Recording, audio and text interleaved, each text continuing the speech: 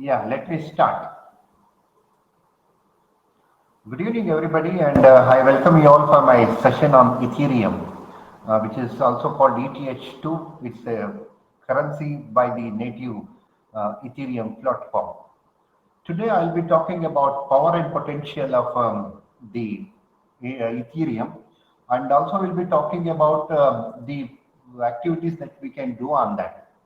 So, one of the things that you should remember in this context is actually that it is obvious that we cannot understand the potential of internet by studying one or two companies like Facebook and Google.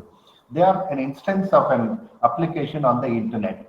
We need to study the internet basic themselves. Okay. So is with understanding blockchain. We cannot understand it by studying either a Bitcoin or Ethereum. They are just two application of the blockchain powerful technology. And over a period of time, actually, you will find more and more applications. Unless you study the basic potential of blockchain technology, you cannot imagine that you can create another company based on that. If you study only Facebook or Google.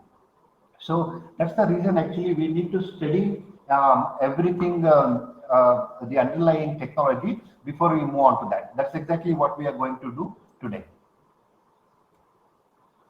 So first of all, I will talk about power and potential of blockchain. What does this technology doing for us and how this is going to create a revolution for us. Then I will talk about Ethereum origin and evolution because Ethereum, like see one of the companies built on blockchain, the way Facebook and the internet are, Google are built on the internet. Okay. And we'll also talk about Ethereum terminology, means what are the components of that, what technology they are using, and what do they mean by the particular terms and the words or definitions in that. And finally, we will also cover Ethereum use cases. That means where is it is being actually used or applied. So let me start with the power and potential of blockchain. See, blockchain is a revolutionary technology. Why? I will explain it now here. See, whenever humanity faces a kind of a barrier, see, for example, people are very ambitious. They want to do many things at their will. But then nature sometimes actually will limit or it will actually cut short your ambitions because there are certain natural barriers. For example, I want to fly, but gravity don't allow me to fly because gravity will pull me down. Similarly, there are many barriers which humanity has, but technology always will help us to overcome that barrier. For example, before 14th century, we had this knowledge gap. That means there is a lot of knowledge available, but there are no mechanisms and means to spread it across all the population. There were some pundits and scholars who knew, but rest of the population did not know it because there was limitation, because there was no means and methodology to transfer this. So somebody invented printing press, and thereafter it was very easy for people to share knowledges because they can write book and somebody can read that book. So that created a kind of a knowledge revolution. Okay. And when something comes for the first time, people will not find all the applications of it. For example, when printing book came in the 14th century, the earlier printing things, things which were printed were like religious books like Bible, Quran, and other things. Nobody even thought of printing anything beyond that.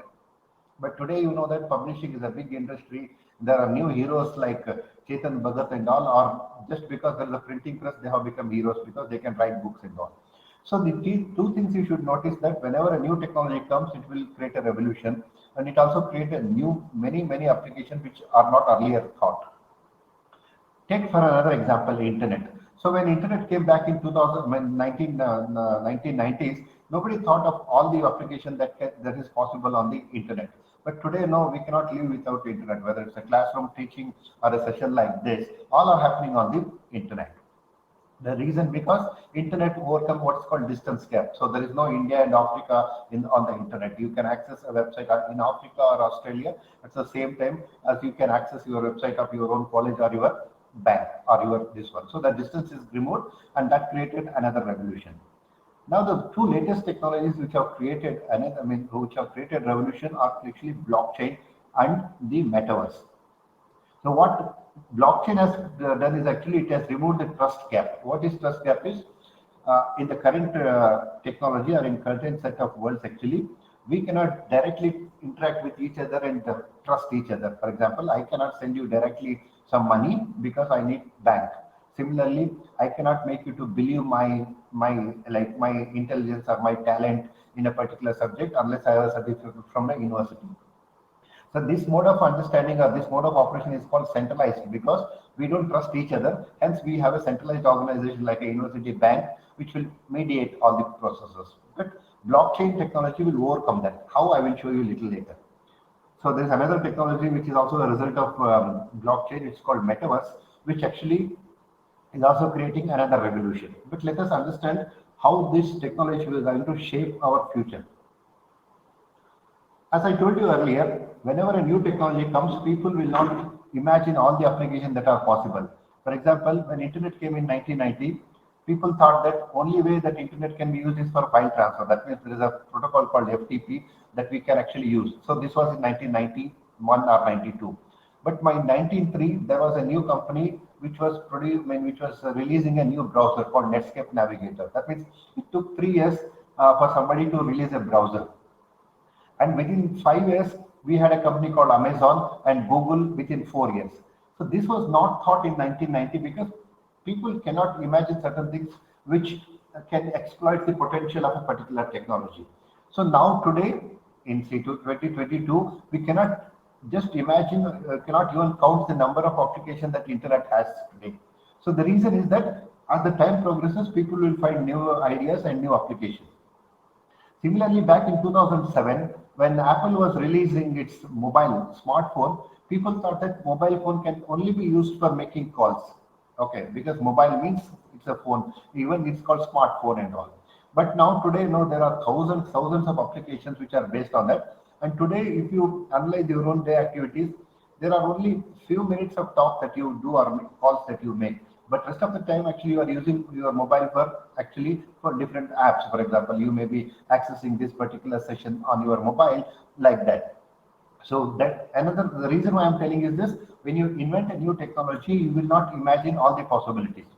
So with blockchain, see, blockchain came back actually came in 2009, and that time Bitcoin was the only application. What people thought that blockchain can be only for having a cryptocurrency, but now many companies have proved that it is not so. Blockchain is only a technology whose application can be unlimited, and you just imagine you can create them. And that is exactly what Ethereum is doing, and that is what the topic of today's lesson. So blockchain is the new internet. So the earlier internet we actually was used for information sharing, connecting people. But today we are using internet for value creation and value preservation. Bitcoin is just one example of the blockchain. For example, I told you, no, Google is only one glaring example of the internet, but there are Facebooks and other things. Similarly, today most of the people know blockchain only through Bitcoin, but Bitcoin is just an example. But blockchain potential is much more, like the internet. Say, Instagram is also internet, Facebook is also internet, Yahoo is also internet, Microsoft is also internet based on that. But nobody had thought in the 1990s that this many companies will use that. Something similar is also happening on the blockchain. So Ethereum has uncovered new possibilities of blockchain. So when Bitcoin came, they said that blockchain can be used for the cryptocurrency and that's all. But Ethereum, which is also based on the blockchain, has discovered some new potentials. Okay, one of their invention is actually called smart contract, which I will explain you what it is. So once that is done, then there are many applications available. For example, decentralized finance and NFTs, which are there. So the list goes on. So what you should remember is blockchain is a powerful technology which is limited only by our imagination. So blockchain is today like cloud computing in 2009 or smartphone in 2007 or internet in 1990s, where nobody could have imagined so many applications which are coming up. So when you are studying blockchain, you should see it as a platform to create and release applications which are limited only by the imagination. Okay. Now let me talk about Ethereum. So let me talk about the origin and evolution. So the idea of Ethereum was proposed in 2013. That was just 4 years after the blockchain Bitcoin came. So on 30th July, the first version of the Ethereum was released called Frontier. Frontier is the first stage of the Ethereum. Okay, and Ethereum is a continuously evolving platform. Okay, So now what they have planned is actually they have released their first version, that means first model in 2015, and it was operational since 2000, until 2016. Then they improved it further in called Homestead, and that was available for people from March 2016.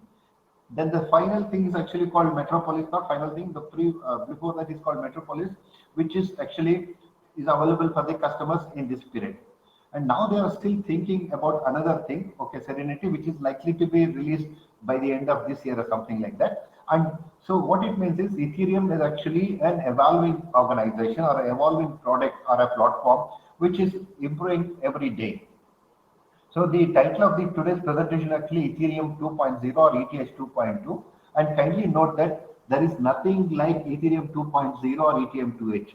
The upgraded Ethereum, which was released in this, is called by media, that means press, newspapers, as Ethereum 2.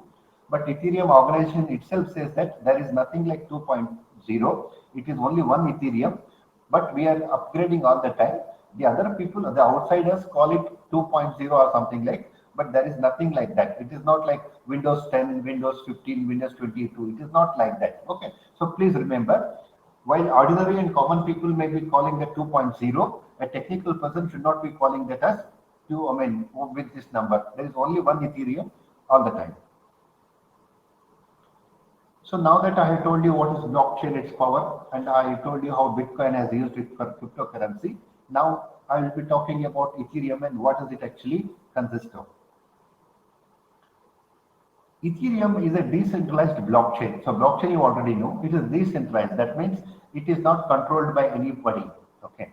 And it establishes peer-to-peer network. I told you one of the value proposition of blockchain is this: I don't need an intermediate bank or an university. I trust the other person whom with I'm actually communicating. And in addition to that, actually up till this point, Ethereum is something like your Bitcoin, okay, where actually it will establish contact peer-to-peer. But thereafter, it has improved something which will also help you to securely execute and verify application code as smart contracts. So smart contracts is the second application of the blockchain. It is like, see, in 1993, browser came. That was the first application. In 96, Google came. That was the second application. It was the same internet. Okay. So Ethereum is an improved version of the blockchain or Bitcoin, which in addition to being a cryptocurrency, it also gives you smart contracts. What is smart contract? I will let you know in the next one. What is the power of smart contracts? Smart contracts allow participants to transact. Transact means they can exchange values. So that means transaction is something like I pay 10 rupees, you give me an item which is 10 rupees. Or for example, or I will give you, when I will give you shares of some company and you give back the money to them. So this process of exchanging values is called transact, which is possible on the Ethereum. So if you go back to Bitcoin, transactions is not possible. All that you have to do is either you buy a Bitcoin or you sell a Bitcoin. Okay, that is only kind of a thing. But here transaction is allowed. And what is beauty of that is without a trusted central authority. That means you don't need a bank and anything else. And transaction records are immutable. That means once a transaction happens between I and you, it is not cannot be changed by anybody. It can be verifiable. That means 10 years down the line or 10 days, 15 days later, somebody can say that A and B conducted a transaction which actually has happened like this. Okay. And whatever that happens, whatever that you need is actually fully owned by you. That means on the internet, it is very difficult to say your ownership. For example, if you upload a file or if you upload an image, somebody can cut and paste and put it on their blog, on their website. So it is very difficult to say that who is actually the owner of this particular image or an article. Whereas on the blockchain, it is possible to use blockchain technologies to establish full ownership into transaction data. That means you can say Mr. A executed this transaction, Mr. B was benefited by this transaction. So that is the beauty of blockchain. So now that I have defined what is Ethereum, a mechanism or a platform for smart contracts, I will tell you what is a smart contract. Smart contract is an application code. See, application code is a general thing that everybody will understand. What is code means actually it will do a particular job. For example, on your mobile, you may have a banking application which will help you to conduct your banking transaction. Or you can have a Zomato application on your mobile which will help you to reach a particular restaurant and order a particular item and get it delivered to your home.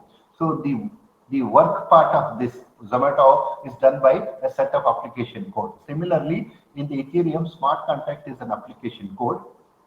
It will have contact functions. For example, on Zomato, you will have one function to find out all the food items which are available, and another function to place an order, and third one is to pay your money.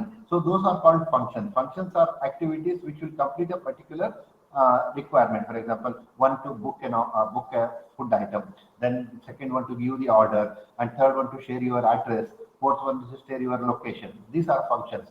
So this application code of Ethereum smart contract will have a contract function that could be anything. For example, pay somebody some much of money, or collect somebody from something, or pay my rent to EMI to my bank all the time. Okay, and these contracts are written in a programming language called Solidity.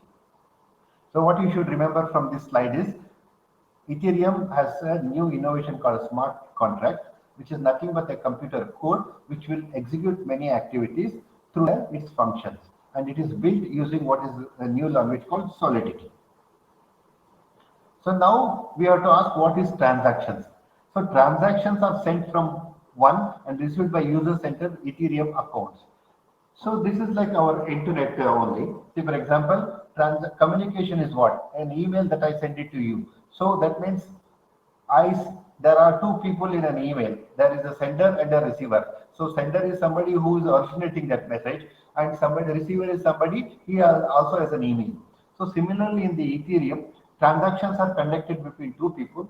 Both have Ethereum accounts like Gmail accounts or Facebook accounts, without which nothing can happen. A sender must sign in the transaction and spend Ether. I'll tell you what is this. Similarly, in Gmail, you cannot send an email unless you log in. So something like this will happen on the Ethereum also, and spend Ether. Unlike today's internet where Gmail and Facebook, which are free of cost, here actually there is a cost for everything on a blockchain platform, whether it is Bitcoin or elsewhere, and the currency is called Ether. Okay, Ether is actually share form of this one, hence it is called Ether. Ether is the native cryptocurrency. So cryptocurrency is anything which is digital. Native means which is applicable only to Ethereum. For example, India has rupees, so it is Indian national currency. Similarly, America has dollar, which is American dollar. So these are native currencies to each country. America has dollar as its native currency, and we have rupee as our currency. Similarly, in the blockchain or in the cryptocurrency, in the blockchain world, they have their own currency called native cryptocurrency, that is called Ether. Okay. A transaction in Ethereum has a signed data message. This is very clear. For example, when you send an email, your address will also go with that, and the person will come to know that who has sent this email. Okay. I told you, unlike in the regular internet, everything has a cost, and this cost in the blockchain is known as the gas price. Gas price it is called because that's the amount of cost it has to do, the amount of computing it has to do to get the job done. The reason why it's called gas is in America and all, for vehicles they use gasoline. So gasoline is the gas price. That means whatever that cost you for transportation is called gasoline cost. So it is derived from that one. Okay, now I told you smart contracts uses transaction to transaction is between two users, and they should have an account. And in Ethereum there are two accounts. One is called EOA, externally held accounts, and contract accounts. This is used by the owner, and this is used by the smart contracts. Okay. So the next question is, how can I pay for the transaction on Ethereum? I told you in the blockchain you have to have an account, and if you have money in it, it's called a wallet. A wallet is to be created, and wallet will have both your username and ID, and also the sign-in password and all. Okay. So you can pay for transaction using Ether. Ether is nothing but a native currency in that currency. It has two purposes. First, it prevents bad actors from congesting the network with unnecessary transactions. See, today we have a lot of glut in the internet because there is no restriction. Any number of people can upload any number of videos on the YouTube, or any number of people can actually make a cut and paste. So this is actually causing a lot of problems, including the property, intellectual property rights and all. To overcome this problem, every activity on the blockchain is actually charged. So that's the reason we have a fee here. So the first objective of having currency and fees is to prevent people from bad actors. That means just dumping data with or without any use. Okay. Second, it acts as an incentive for users to contribute. That means whenever you do an activity, it will cost your computing. And unless there is some kind of a remuneration for that, people will not do that application. Today, internet is happening because it works on a different model called ad model. So advertisements they are put and your attention economy is there, hence they will collect money. But that is not true with the metaverse. So now actually like each transaction you have to pay a currency called Ethereum. It will have something called Givi. Okay, it is like say 1 rupee means 100 paisa. So something like that. And how do you start your entry into metaverse or a blockchain? You can buy either by fiat currency. Fiat currency is like you can pay certain rupees or certain dollars to get certain ether. It is like the foreign exchange. So suppose you have 1,000 rupees in India, and if you are going to Bangladesh or somebody, then you have to get their currencies, right? So that's called foreign exchange. Similarly, if you want to move from the real world to the this one, which one, blockchain world in the Ethereum, then probably you have to pay that fiat currency. Fiat currency is any currency that we are using, like rupees, dollars, paisas, and all. Okay, and once you buy that, that amount is connected to your Ethereum account. Like when I transfer money to you, it is it is connected through your UPI or your bank account. Okay. So to access your account, either you must have account address and passphrase, that is password and a private key. It is something similar to our, for example, if you have a banking application on your mobile, then every time you have to make a transaction, either OTP will come or you have to enter your password, okay, or your key, like four-digit key. What is Ether? Ether is a tradable cryptocurrency. Just for all practical purposes, you think like your rupees are dollars. Okay. So it is necessary for element for operating, because without money there is no economy, and unless you create a platform for economical activities, nobody will come to blockchain, right? Beyond a fuel, it also enables application to run. For example, since we have money, we can also have a business, we can also have a college which will collect fees, business will collect market by selling and buying, bus will collect by giving tickets and all. So once there is a currency, you can create many applications. Since we have a cryptocurrency, we can create different kind of organization to run. That means blockchain will create a new world order where you can create many applications based on the decentralized principle. So this is a continuation why we have Ether, because we have to collect money or collect rewards for doing the work, which we cannot do the way the current internet is doing. Nothing can be given free of cost. Hence we have Ether. Okay. So now that you know what is Ethereum, then we can tell you the benefits of building on the Ethereum. That why people should go for Ethereum. Okay. You can develop decentralized application, like there are too many applications on Android and all. You can actually build one, and you can also do smart contract. That means you can build an application in my college where you can ask student to sign a contract, a smart contract where he can pay fees every semester or every year for next 4 years. Or you can take a bank loan and say EMIs can be made to pay through a smart contract. Okay. Okay.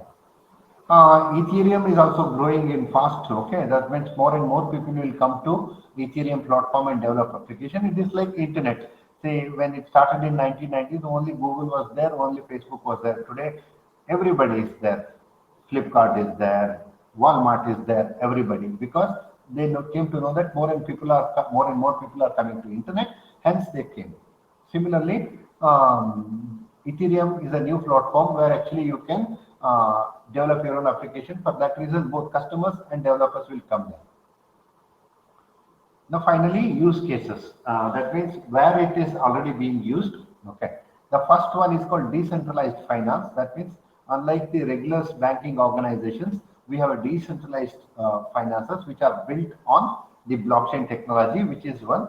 And this will give you new models for payments, investing, lending, and trading. For example, one great example is Bitcoin. So Bitcoin is a decentralized finance because it has no national bank support, or it is not created or managed by any bank in the world. It is built entirely on the network. So such application is called decentralized finance. And many applications are being built. That means more kind of innovations are coming. For example, there are some DeFi platforms like Compound, AO, Uniswap, and Market DVO. So now, since we are in the early stages of blockchain, that means blockchain is just 12 years old. It came in 2009, and we have only simple examples of that. NFTs is another kind of a property which is created on the blockchain. We use the blockchain technology to ensure that there is a value created, and we also ensure that there is a particular owner for this property created, and that kind of a property is called non-fungible, that which cannot be exchanged directly with other person, and that is also can be created on the blockchain. Okay. Okay, the conclusion is this. Ethereum is a technology that lets you to send cryptocurrency to anyone for a small fee. The fee is collected to cover the cost of computing. It also empowers application that everyone can use and no one can take down. That means nobody one can delete because records are immutable.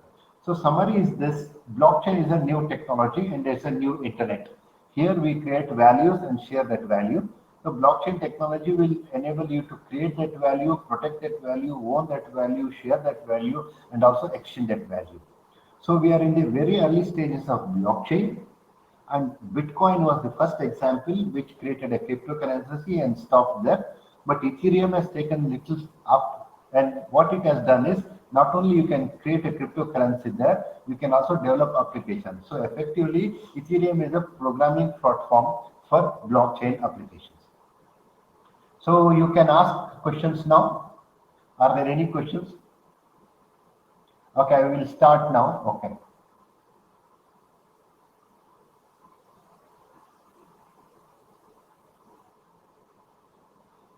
Kumar says this, yes, technology is the true reason why we have emerged as a superior species, a true reflection of our intellect. Yeah, it's very much that technology is some specific for humans. No animals have created a technology. It is very true. And not only true, that actually now for the first time technology has become so powerful that in my opinion, actually language was the first technology which existed for nearly 5,000 years, and everything that we did was in language. But now technology has matured to that an extent that we can do wonders in technology because technology is very powerful. Okay. Shreyas is asking, what is the difference between centralized and decentralized blockchain? Okay. See, technically speaking, blockchain means decentralized. You cannot actually have a centralized.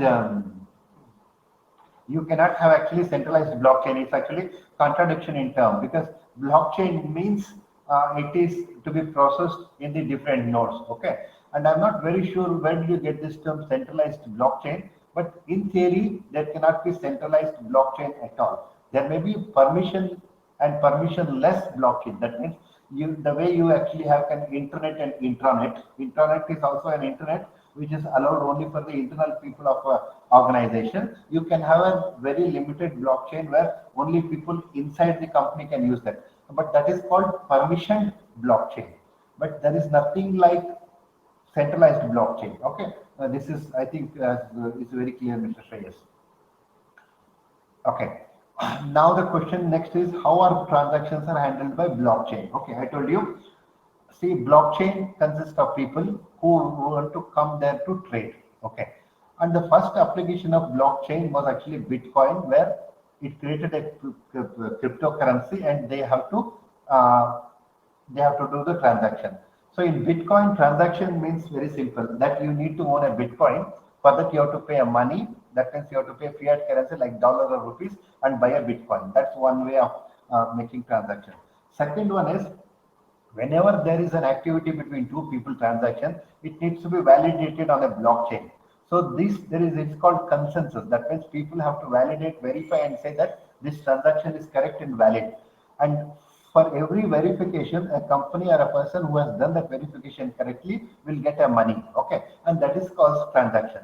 So blockchain will manage this transaction, Mr. Vivek, by programming process. That means every time, for example, taking the example of Bitcoin, every 10 minutes all the transactions are collected and given to the validators. They will validate and give. For that they will collect little money for them. Okay. Okay. How does he? Okay. Mr. Hemant is asking, how does gas fee work and reward people for participating? Okay. I told you, blockchain is a serious network. That means we don't want to entertain people who have no business to do there and who are going to actually dump all junk things to that. To avoid people, we will have kind of a prevention. So that means if you want to participate in a blockchain, you should be entering that with a by paying certain money and getting it. So that is one way of actually trading. In addition to that, if you are an application developer, say for example, look at this Ethereum. So it will help you to create a wallet, a digital wallet. So for that creation, they will charge you. So that is actually gas fee. So any activity on the blockchain will cost the service provider, and that is collected by charging the user. For example, if you have a digital wallet, to create that wallet and maintain that wallet, they will collect money. That is called gas fee. And how do I reward? So if you develop a great application, people will reward you by buying those services. For example, assume that you are on the metaverse and creating avatars. So people will pay you digital currency to get that avatar. So that is the way you get rewarded. Okay. Okay. Next, Kumar says this, now tech can create tech itself. Soon humans won't be needed for a lot mainstream work. See, Kumar, this is correct. Okay. Yes, automation is one of the fundamental intention of the Western technology, and more work is getting done by machines. Okay. And now at a certain level of thinking, there is also fear. That means one day technology will become so powerful that actually it doesn't need human intervention. It only creates itself. It will manage the whole world. And that concept is called singularity. So you can search on Google and find there are great many books which actually both threaten and also encourage you that technology is becoming more powerful and one day it will go out of human control. I think Kumar will read that book.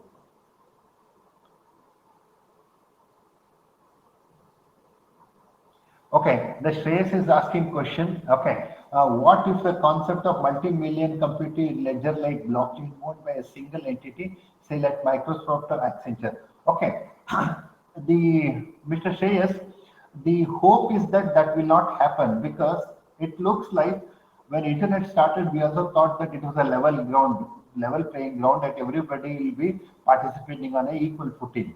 But 10 years or 15 years to this, now we know that we don't have an alternative for Google, and Facebook is very powerful. Okay, and Instagram controls much of our activities and other things. So this has happened.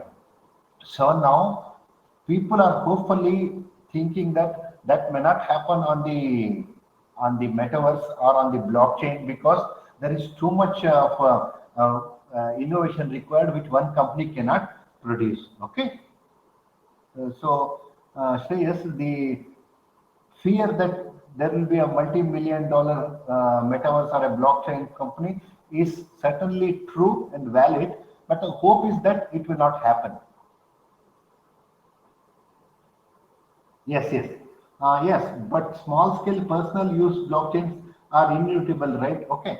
See, at the lowest level, an individual or a small company may not need blockchain because they cannot use all the potential of blockchain. For example, blockchain is mutable, it needs nodes for validation and all. So either they will not be able to cover that cost, nor they will find all the application which can take advantage of that. Okay.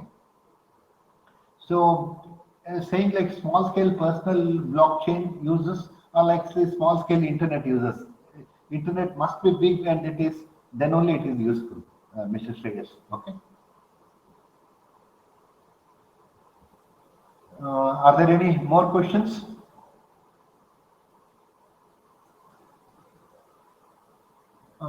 Please do ask questions. If you have a question, I can answer.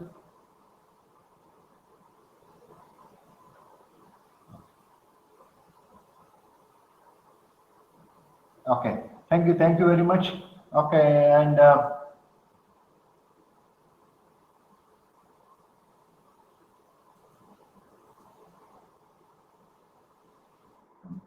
okay, if you have no questions, then we can stop. Okay, and uh,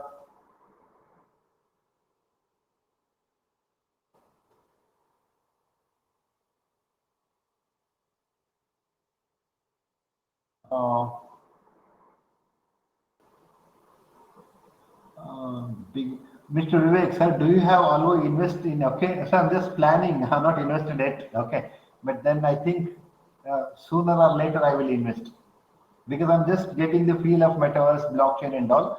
So eventually I will invest. Yes, yes.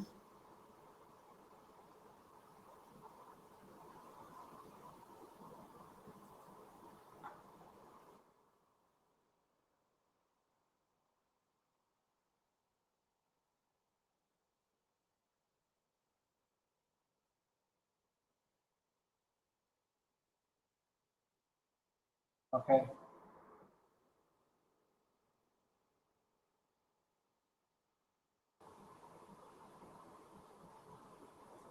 So any more questions? Okay. So thanks. Tomorrow on Wednesday.